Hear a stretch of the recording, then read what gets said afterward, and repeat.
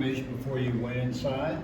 All right, this is Ramblin' Rusty starting here, and we're here, and your name is? Randy. Randy's giving a thumbnail tour of this place, so we'll let him roll. Go ahead, Randy, tell us about Just it. very quickly, this was built in the early 19th century by George Washington Parke Custis, who was the grandson of Martha Washington. George and Martha did not have any children of their own. She was married previously. These were the children from that marriage.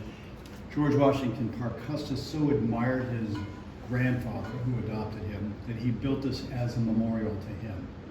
That's why it looks like a temple, in a way. He owned it until his death in the late 1850s. His daughter, Mariana, inherited this. She married Robert E. Lee in this house, and that was Lee's connection to the place. Just a couple real quick stories. One is there's a row of tombstones next to the fence out there, in an odd place because they're only a few feet away from the garden. Those were placed there at the instruction of a guy named Montgomery Meigs, who was Quartermaster General in the Union Army. He and Lee had served together. They were both engineers in the U.S. Army before the Civil War. He had actually been a guest of Lee's in his house. But once Lee joined the Confederacy, then Meigs said, that's it, end of friendship. But he didn't stop there. Part of his job as Quartermaster General was to find a place to bury all these Union soldiers who were getting killed. They started burying them down the hill, but Meigs came here and said, no, that's not what I had in mind. I want to put these tombstones as close to the house as possible. I don't want the Lees ever to return here. I want them to feel like their home is in the middle of the cemetery, which essentially it is. And he knew particularly that Mariana Lee loved her garden. That was her rose garden. So he put these graves, and they're all Union officers. He put them about 3 feet away from her rose garden. And the last thing he did, or another thing he did, there's a sarcophagus behind that big tree there, and it contains the remains of 2,000 unknown Confederate and Union soldiers.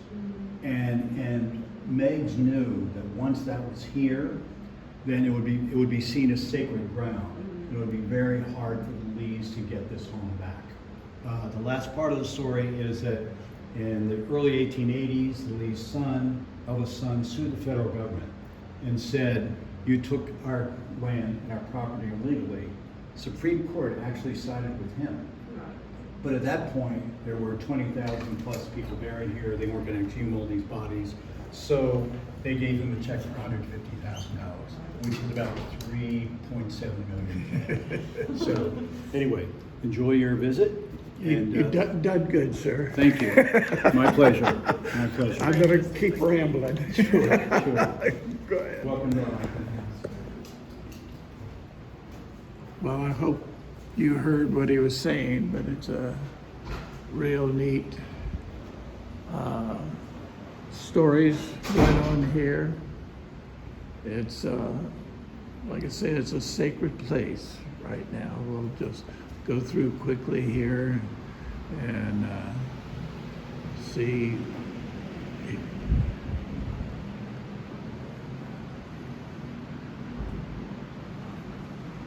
He was a pardon in 75.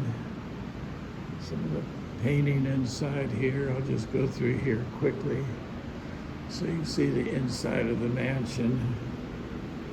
Of course, they thought Lee was a traitor because he had gone to school there at West Point. And they wanted him at first to lead the Union troops. But he says, I could never draw a sword against my fellow Southerners. And so he sided with the South. He was a very interesting leader.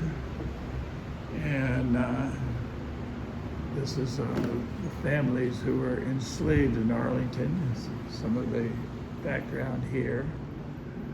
And as he said that